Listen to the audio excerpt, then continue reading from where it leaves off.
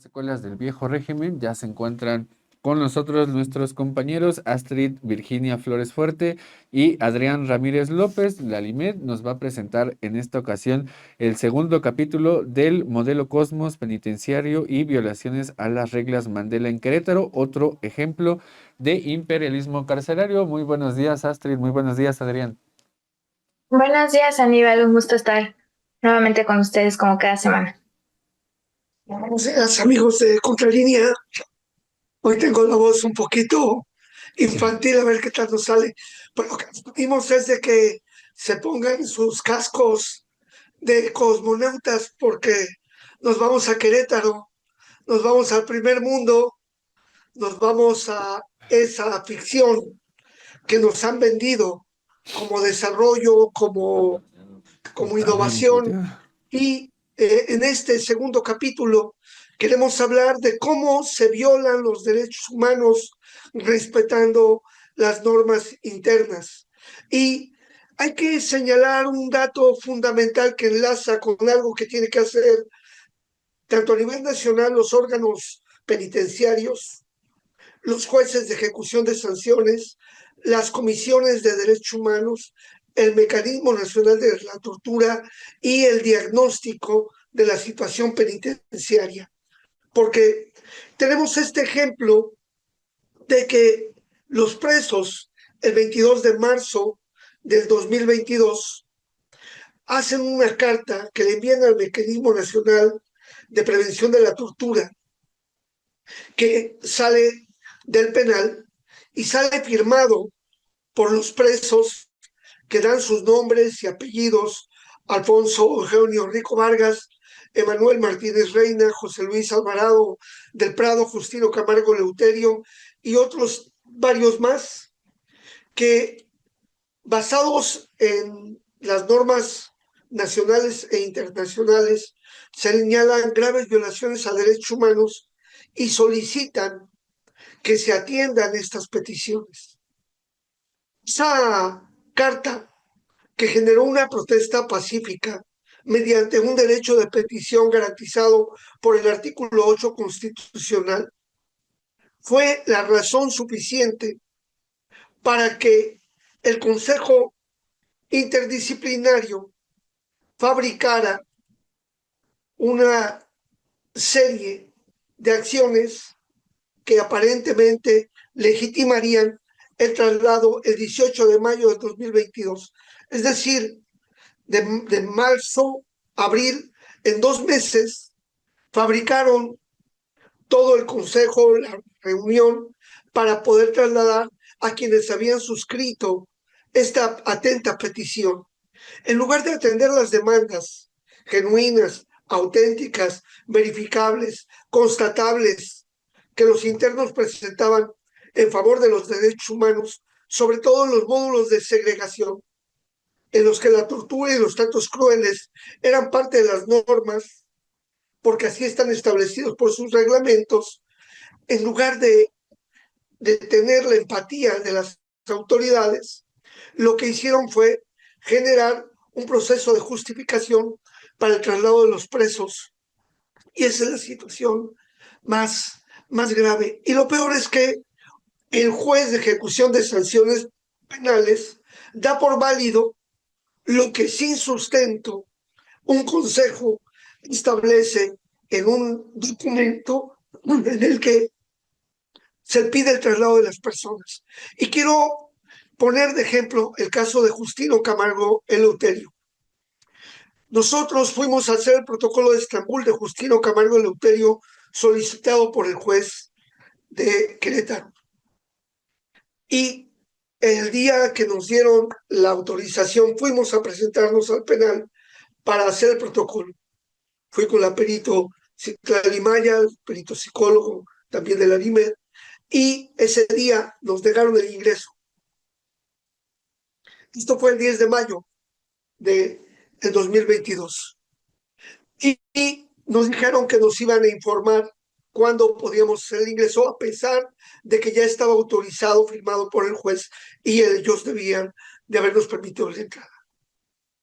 No la permitieron, el día 18 les trasladan, y entonces se gastaron 25,000 pesos para ir a hacer el protocolo de Estambul hasta el penal de Nayarit y se retrasó todas las acciones en el caso de Justino, solo porque ese día no nos permitieron el ingreso, a pesar de que teníamos la autorización y como peritos teníamos la posibilidad del ingreso. Ahora, en el traslado de Justino Camargo Leuterio, hay que recordar que Justino fue detenido en el 2009, en octubre. Y entonces, para trasladar a Justino, lo acusan de que puso en riesgo grave la seguridad del penal, porque dicen que él pertenece a la banda de los indios, que es una banda que no existe, que es una banda que hicieron para acusar a Justino y detenerlo sin que su nombre correspondiera a la persona, porque tenían supuestamente de un alias el indio, y es a él a quien lo detienen y torturan. De su caso específico, la tortura, no estaríamos hablando, pero decir que qué sanciones tuvo durante ese tiempo, desde el 2009, detenido Justino.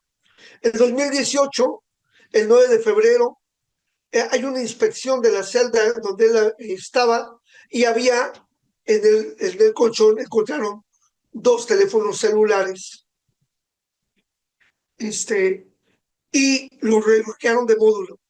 No se comprobó si los celulares eran de Justino o no, simplemente los trasladaron. No hubo una falta grave, no hubo una investigación mayor porque no se investigó si esos teléfonos eran usados para qué cosa, simplemente esa fue la sanción. El 3 de noviembre de 2020, 2 años después, hay un reporte de alertamiento de que Justino mantenía comunicación con otra persona de un módulo diverso al que él habita. No dicen que esa comunicación violara las normas, que hubieran conspirado, que hubieran hecho nada, simplemente dijeron, bueno, lo reubicamos de módulo. Y el tercer hecho es que el 2 de julio del 2021 dicen que hubo una agresión física hacia elementos de la policía procesal y hubo reubicación de módulo. Es decir, son medidas administrativas que no generaron alguna situación de riesgo porque no dice que hubieran sido heridos los custodios, que haya puesto en grave riesgo la seguridad interior, ni mucho menos. Es decir, con estas 3 acciones justifican el traslado de Justino, pero asimismo justifican el traslado de los demás por motivos más o menos similares. Es decir, es muy fácil fabricar a las autoridades penitenciarias estas medidas para el traslado y es muy cómodo para el juez de ejecución aceptar que se está ante una norma que se cumple y por lo tanto aceptar el traslado. Hoy todos ellos siguen en el penal, en el Ceferezo número 4, pero lo más grave es que todos fueron torturados al momento de que fueron ya llegados a la aduana en el Ceferezo 4 de San José del Rincón, en Nayarit, por personal federal, y ahí fueron víctimas de tortura con equipos de electrocución de estas varas que se usan para arriar ganado, y varios de ellos tenían quemaduras, y nosotros al momento en que le realizamos el dictamen a Justino, pudimos constatar que tenía entre más de 20 días de que había sido lesionado por las manchas cafés que se encontraban en sus glúteos y que de eso dieron cuenta a la propia CNDH y que aún todavía no hay un pronunciamiento al respecto. Este es el modelo Cosmos que oculta, que enmascara y que en lugar de atender las causas, las tapa y las niega. Y hasta ahí dejo esta parte del comentario para que Astrid continúe. Pues ahí va, pónganse su casco de cosmonautas porque estamos fuera del planeta, estamos en Querétaro, en otro lugar, en otro universo, en ese universo cosmos penitenciario. Así es, Aníbal, y justamente siguiendo con lo que mencionaba Adrián, nuestra propia ley incluso nos dice que el sistema penitenciario pues debe de organizarse sobre la base al respeto de los derechos humanos, al trabajo, la educación, la salud, en fin, ¿no? Y todo esto es algo con lo que la mayoría de los centros penitenciarios de nuestro país no cumple, no establece estos medios que garanticen el respeto a esos derechos, y esto pues solamente es el reflejo de este modelo de justicia que tanto hemos mencionado, que es clasista, que es corrupto en sanciones penales, que incluso son demasiado altas, que hemos mencionado en innumerables veces. Y en el deber ser de los centros penitenciarios está el lograr una reinserción social adecuada y funcional en la sociedad, algo que no se logra como tal. No hay condiciones mínimas para que los internos puedan desarrollarse y se vulneran los derechos. El derecho, por ejemplo, a un trato digno y a una ubicación adecuada dentro de la prisión es algo que no se respeta. Justamente en esta misma carta que menciona Adrián, que de queja que hicieron los internos, justamente se menciona que ellos están en ese momento estaban en un módulo de vigilancia especial que ellos llaman celdas de castigo o módulo de castigo, y no había una justificación para que ellos estuvieran dentro de ese módulo, porque no son personas que hayan cometido alguna falta, y sin embargo había personas que ya estaban ahí por más de 2 años, incluso 4 o 6 años, y pues no los tienen en el en el módulo en el que ellos corresponde, que viola entonces la ubicación adecuada del centro dentro de la prisión. Y pues también no es exclusivo, evidentemente, del penal de Querétaro, ¿no? También ahí tenemos el caso de Rodrigo Tapia, que fue también cambiado de módulo. Él estaba en el penal de Guerrero y lo cambiaron al módulo de máxima seguridad cuando él no era una persona de problemas, que incluso estaba trabajando y estudiando, y al haberlo cambiado a un módulo de máxima seguridad, pues pierde todos los beneficios, y no conforme con eso, pues después sufre ya lo de este traslado que es habitual, ¿no? Y en el tema de Querétaro, pues también los traslados son cotidianos, y también el derecho a contar con instalaciones adecuadas para la vida cotidiana dentro de la cárcel es algo que también casi en todos los centros penitenciarios del país ya no es posible, debido a la sobrepoblación que existe, ¿no? en muchos de los centros, y esto es una de las principales razones. Y en el caso de Querétaro, con este modelo Cosmos, que se basa más en la infraestructura, si ustedes revisan, hay como que se trata más de la infraestructura, que es de hecho pues uno de los rubros que tomó muy en cuenta la comisión en su diagnóstico del año pasado para pues darle la mayor calificación como uno de los mejores centros.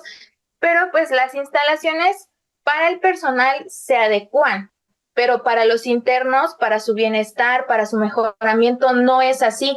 Y en ese ámbito, esta infraestructura o este modelo solamente es de fachada, ¿no? Este sistema Cosmos está más enfocado en la operación y la administración que en una estancia digna y segura para los propios internos. Se supone que con la implementación de este modelo se adquirió equipo tecnológico para que se pudiera optimizar las revisiones de las visitas, que serían menos intrusivas, y ya en la práctica, pues es totalmente diferente, ¿no? Las revisiones son demasiado rigurosas, son invasivas, y aún con el equipo con el que cuentan. Además, también con este modelo tienen un equipo especial para la detección de narcóticos. Sin embargo, vemos que el número de personas con problemas de adicciones dentro del penal pues siguen siendo altas. Y pues ahí es donde uno nos preguntamos cómo llegan hasta ellos este tipo de sustancias. En la revisión de las visitas aplican un test antidoping. No sabemos cómo se realiza bien a bien. Y en el caso de Jacqueline Castillo, en una de estas veces que fue de visita, no la dejaron pasar porque su test salió positivo, pero no hay información de por qué salen así, porque pues puede salir porque pues la manipulación de llaves, de dinero, en fin, pero esta información no es clara. ¿Y qué pasa si la persona viene desde otro estado, viene desde lejos a visitar a su familiar? Pues ya no hay garantía de este derecho de visitas. Y debemos de ver que este modelo que implementan en Querétaro solamente es como, eh, como una fachada, no funciona para darles a los internos una vida digna con el respeto a los derechos humanos y muchísimo menos cumpliendo las reglas Mandela, que es lo que ellos tanto dicen y que incluso está, ya lo había mencionado Adrián en la sesión pasada, que pues están las reglas Mandela ahí pasmadas en las paredes, pero no se llevan a la práctica. Además, tomemos en cuenta que en casos de violaciones a derechos humanos, en el caso de los internos, pues no se actúa con eficacia. Hay también un desgaste institucional, no solo en el centro, sino en otras instancias como la Defensoría de Derechos Humanos en Querétaro, que está rebasada y esto hace que la atención a los casos no se dé de manera adecuada. Ahí lo mencionábamos la vez pasada, el hijo de la señora Juanita que murió en prisión y no se está tratando este tema con la gravedad de las circunstancias en las que ocurrieron las cosas y o como el caso de Juan Antonio Reyes Suárez, que fue detenido y torturado y sus hijos entonces menores de edad también fueron víctimas de esta detención, por increíble que pareciera, y pues de desaparición forzada temporal.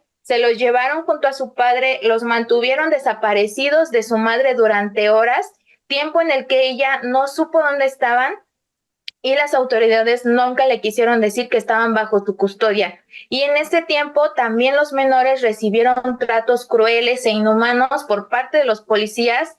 ¿Y qué se hizo o qué se investiga en este caso? ¿No? Para la Fiscalía Especializada de Delitos de Tortura, pues nada, también es otra parte que tenemos que revisar. ¿Qué pasa con el actuar de la Fiscalía Especializada en Delitos de Tortura?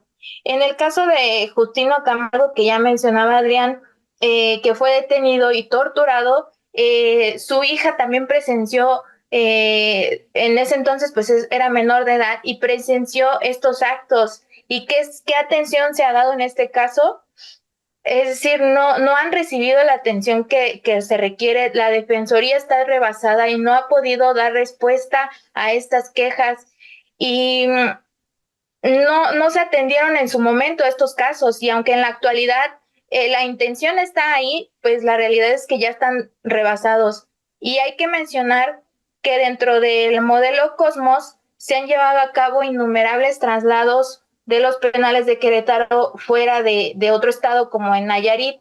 Vimos que a los internos que se organizaron para denunciar para quejarse de las condiciones tan deplorables en las que estaban viviendo dentro del penal en un módulo en el que no pertenecen, donde por más de 2 años se les prohibió la visita con la justificación de que estábamos en pandemia y para evitar contagios, siendo que en ese mismo momento ya había un contagio masivo dentro del penal y se les prohibió la visita por más de 2 años, tiempo en el que ellos no vieron a sus familiares, no tenían cómo esparcirse, desarrollarse, no tenían deporte, no tenían educación, es decir, no tenían absolutamente nada. Y justamente como ellos señalan en esta carta, eso deteriora la salud física y psicológica y por supuesto que es así, porque el estar en un lugar, como ellos dicen, de castigo, pues a la larga sí tiene sus consecuencias y lejos de atenderse,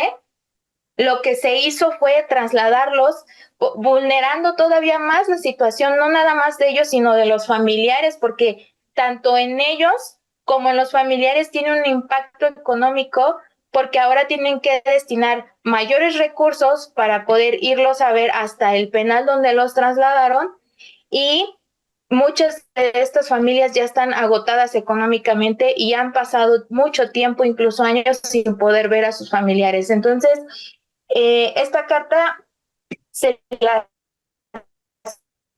resistimos llegar justamente ahí para ustedes pueden leerla y darse cuenta de la gravedad de la situación y cómo este modelo Cosmos solamente es como una fachada y que sirve para maquillar, pues como una ventana para realizar este tipo de actos y maquillarlos y están protegidos por este modelo carcelario en Querétaro y por eso es importante que veamos el trasfondo de todo esto para que no se proponga un modelo así en el resto de los centros que solo pues sirve, como decía yo, como una fachada y no garantiza la dignidad y mucho menos el respeto a los derechos humanos y se tiene que revisar muy bien ese modelo Cosmos porque aparentemente eh,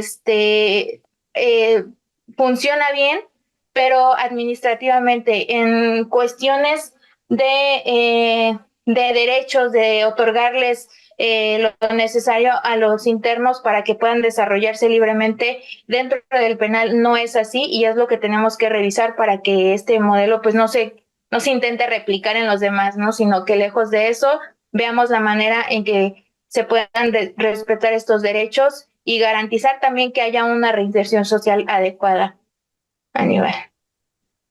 Para cerrar, quisiera comentar que el maestro en Derecho, un maestro en Derecho, Israel Cerda Girón, juez único de primera instancia penal en el Distrito Judicial de San Juan del Río, es quien aceptó este traslado sin que se reunieran los requisitos. ¿De qué sirve que sean maestros en Derecho? ¿De qué sirve que sean especialistas si no aplican el principio pro persona? Si no aplican el respeto de los derechos humanos y se vuelven cómplices de la tortura.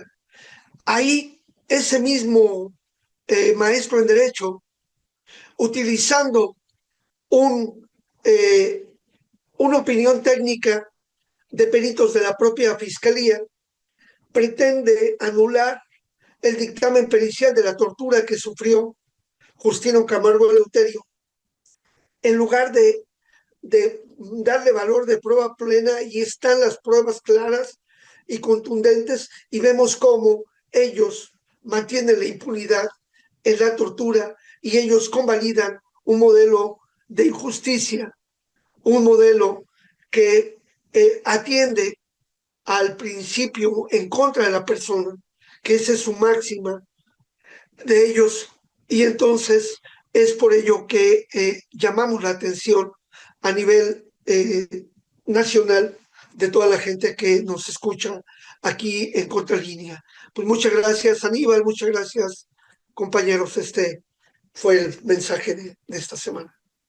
No, muchas gracias a ustedes porque este tipo de aspectos pues ponen de relieve la cantidad de problemas que hay en el sistema carcelario mexicano y me hace pensar justamente en la cantidad también de recursos que implicó por parte del gobierno mexicano para modificar toda esta estructura que vino acompañada también de distintas reformas al sistema penal acusatorio. Este tipo de aspectos siempre son relevantes y pues agradecemos siempre su participación y la exposición de este tipo de casos como el que nos traían el día de ahora y el de la semana anterior, que es el de este modelo Cosmos que se está aplicando en Querétaro y que se pretende aplicar a nivel nacional. Ojalá que no sea ese el caso. Les agradecemos mucho, Astrid, Adrián, y esperamos contar con ustedes la siguiente semana. Gracias. Gracias, un abrazo. Igual.